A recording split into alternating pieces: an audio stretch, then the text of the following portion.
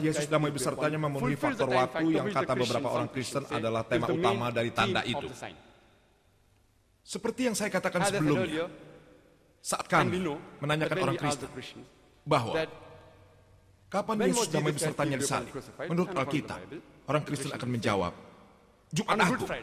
Jadi kami bertanya, apanya yang agung? Hari Jumat, saat Yesus damai besertanya mati untuk dosa-dosa kita.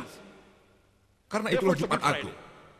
Apabila Anda membaca pengadilan itu berjalan terburu-buru, mereka mengadili terburu-buru karena mereka ingin menggantung dia di salib. Dan mereka terburu-buru menurunkannya. Para penulis bilang, jangan ditahan semalaman, tergantung disalib di hari Sabat, menurut kitab Ulangan, pasal 21 ayat 23. Tanah itu akan terkutuk.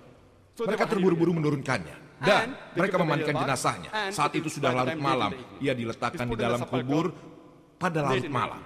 Dan menurut kitab Yohanes pasal 20 ayat 1, pada hari pertama minggu itu, minggu pagi, kubur itu ditemukan sudah kosong oleh Maria Magdalena.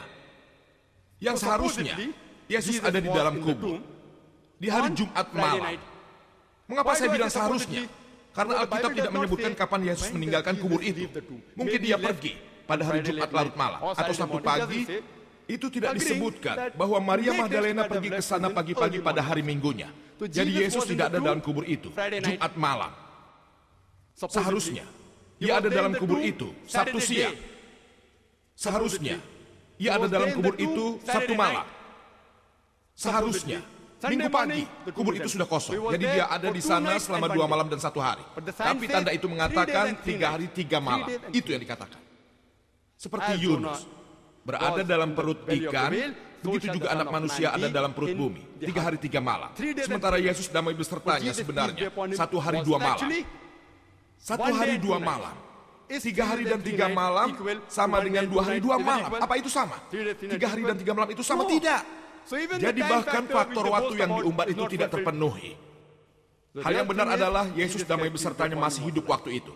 Orang yang disalib harus mati di kayu salib hanya untuk memudahkan. Pak Pastor, dengan waktu yang terbatas, saya mendaftarkan hal-hal utama yang membuktikan bahwa ia tidak disalib. Ia tidak dibangkitkan karena ia hidup waktu itu. Kalau ia hidup, tidak ada penyalipan dan tidak ada kebangkitan. Ia digantung di kayu salib dan diturunkan dengan sangat cepat dalam 3 jam. Kalau orang yang disalib seharusnya sudah mati karena itu Yesus masih hidup waktu itu.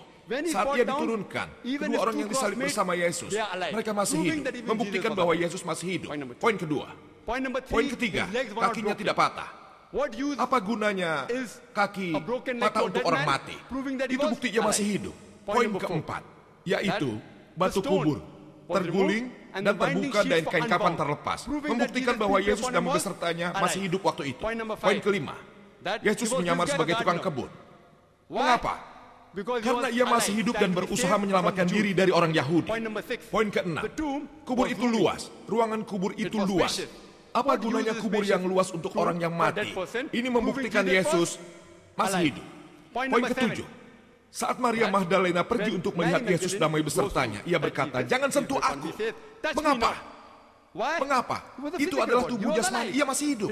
Kalau ia hidup, ia pasti kesakitan. Jadi jelas ia masih hidup.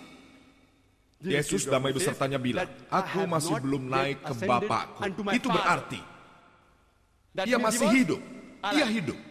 Poin ke-9, Maria Magdalena tidak takut saat mengenali Yesus damai besertanya. Poin ke-10, bahwa di ruang atas, ia menunjukkan tangan dan kakinya untuk membuktikan kalau ia bukan roh, tapi ia hidup. Poin ke-11, yaitu, murid senang bertemu dengannya. Mengapa? Mereka mengira ia mati dan tampil berwujud roh. Mereka girang bertemu dengan dia karena dia masih hidup. Poin ke-12, ia makan sepotong ikan goreng dan madu untuk membuktikan bahwa ia hidup. Para murid mendengar dari Maria Magdalena bahwa ia hidup. Poin ke-14, tanda Yunus. Seperti Yunus 3 hari 3 malam dalam perut ikan paus, begitu juga anak manusia 3 hari 3 malam dalam perut bumi. Hidup, hidup, hidup, hidup. Kalau ia hidup, tidak ada penyalipan, tidak ada pembangkitan. Jadi Yesus Kristus damai besertanya ditaruh di kayu salib menurut Alkitab. Tapi ia tidak mati.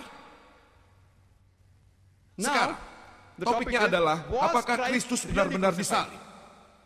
Kalau ia digantung di salib dan ia mati, ia disalib. Kalau ia digantung dan disalib dan tidak mati, Apakah satu kata yang akan kita gunakan? Lihat bahasa Inggris itu. Tidak sempurna. Jika Anda meninjau kamus untuk satu kata, untuk orang yang bergantung di salib tapi tidak mati, Anda tidak akan menemukan satu kata pun. Kita harus menyebut kata baru. Kata terbaik yang kami temukan bahwa Yesus Kristus damai besertanya tidak disalib, tapi di crucifixion.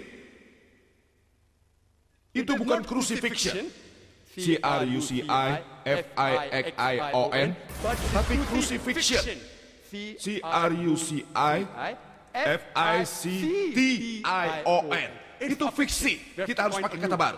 Karena Yesus damai besertanya tidak disalib, tetapi disalib, fiksi. Saya berharap ini bisa mengakhiri friksi. Pastor pasti akan setuju. Dan kebingungan akan dihapus dari benak Anda bahwa Yesus damai besertanya tidak disalib. Tidak ada penyalipan, tetapi disalib fiksi, F-I-C-T-I-O-N. Saya akan akhiri dengan mengutip ayat Al-Quran dari surat Al-Imran, pasal 3, ayat 54 yang berbunyi, wa makaru wa makarallahu, wallahu khairul makirin. Ditanamlah dan dikuburlah. Allah juga tanaman, Allah juga penanam terbaik. Wa akhir dawana alhamdulillahi rabbil alamin.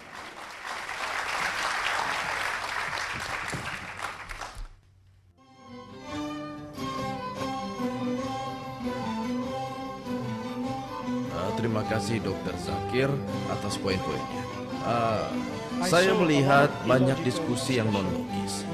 Beberapa hal kehilangan semangat dari firman itu dalam banyak hal.